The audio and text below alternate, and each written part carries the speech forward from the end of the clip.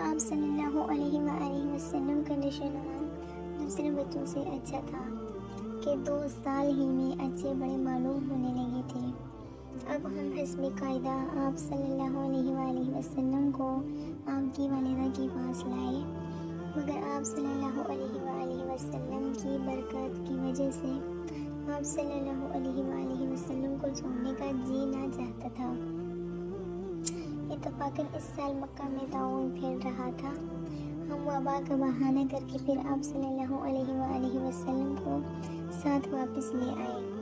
آپ صلی اللہ علیہ وآلہ وسلم ہمارے پاس رہے، باہر نکلتے اور لڑکوں کو کھیلتے ہوئے دیکھتے تھے مگر خود علیحدہ رہتے تھے۔ ایک روز مجھ سے فرمانے لگے کہ میرے بھائی دن بھر نظر نہیں آتے، وہ کہاں رہتے ہیں؟ میں نے کہا بکریاں چرانے جاتے ہیں۔ آپ صلی اللہ علیہ وآلہ وسلم نے فرمایا مجھے ان کے ساتھ بھیجا کرو، اور اس کے بعد اپنے رسائی بھائی عبداللہ کے ساتھ جایا کرتے تھے۔ ایک مرتبہ دونوں مواشی میں پھر رہے تھے کہ عبداللہ دوڑتے ہوئے اور ہانپتے ہوئے گھر پہنچے اور اپنے باپ سے کہا کہ میرے قریشی بھائی کو 2 سفید کپڑے والے آدمیوں نے پکڑ کر لٹایا اور شکم چاک کر دیا۔ میں ان کو اسی حال میں چھوڑ کر آیا ہوں۔ ہم دونوں گھبرائے ہوئے جنگل کو دوڑے، دیکھا کہ آپ صلی اللہ علیہ وآلہ وسلم بیٹھے ہیں مگر رنگ خوف سے متغیر ہے۔ میں نے پوچھا بیٹا کیا بات ہے؟ فرمایا 2 شخص سفید کپڑے پہنے ہوئے آئے اور پیٹ میں چاک کر کے اس میں سے کچھ ڈھونڈ کر نکالا، معلوم نہیں کیا تھا۔ ہم آپ صلی اللہ علیہ وآلہ وسلم کو گھر لائے۔ اس کے بعد میں آپ صلی اللہ علیہ وآلہ وسلم کو ایک کاہن کے پاس لے گئے۔ وہ آپ صلی اللہ علیہ وآلہ وسلم کو دیکھتے ہی اپنی جگہ سے اٹھا اور آپ صلی اللہ علیہ وآلہ وسلم کو اپنے سینے پر اٹھا لیا اور چلانا شروع کر دیا کہ اے آل عرب، دوڑو دوڑو، جو بلا تم پر عنقریب پہنچنے والی ہے اس کو دفع کرو، جس کی صورت یہ ہے کہ اس لڑکی کو قتل کر دو اور مجھے بھی اس کے ساتھ قتل کر دو۔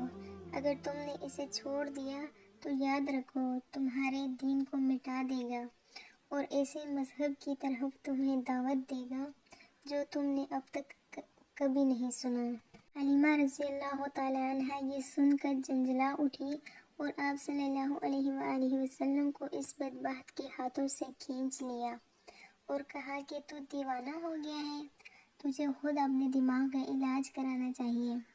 حلیمہ رضی اللہ تعالیٰ عنہا آپ صلی اللہ علیہ وآلہ وسلم کو گھر لے کر آ گئی، لیکن اس دوسرے واقعے نے ان کو اس پر آمادہ کر دیا کہ آپ صلی اللہ علیہ وآلہ وسلم کو آپ صلی اللہ علیہ وآلہ وسلم کی والدہ کے سپرد کر دیں، کیونکہ کماحقہ تحفظ نہ کر سکتی تھی۔ جب مکہ پہنچ کر آپ صلی اللہ علیہ وآلہ وسلم کو آپ صلی اللہ علیہ وآلہ وسلم کی والدہ کے سپرد کیا تو انہوں نے حلیمہ رضی اللہ تعالیٰ عنہا سے پوچھا کہ باوجود خواہش کے واپس لے کر جانے کے اس قدر جلد واپس لے آنے کی کیا وجہ ہے؟ اصرار کے بعد حلیمہ رضی اللہ تعالیٰ عنہا کو تمام واقعہ عرض کرنا پڑا۔ انہوں نے یہ سن کر فرمایا بے شک میرے بیٹے کی ایک خاص نشانی ہے، اور پھر ایام حمل اور وقت ولادت کے حیرت انگیز واقعات سنائے۔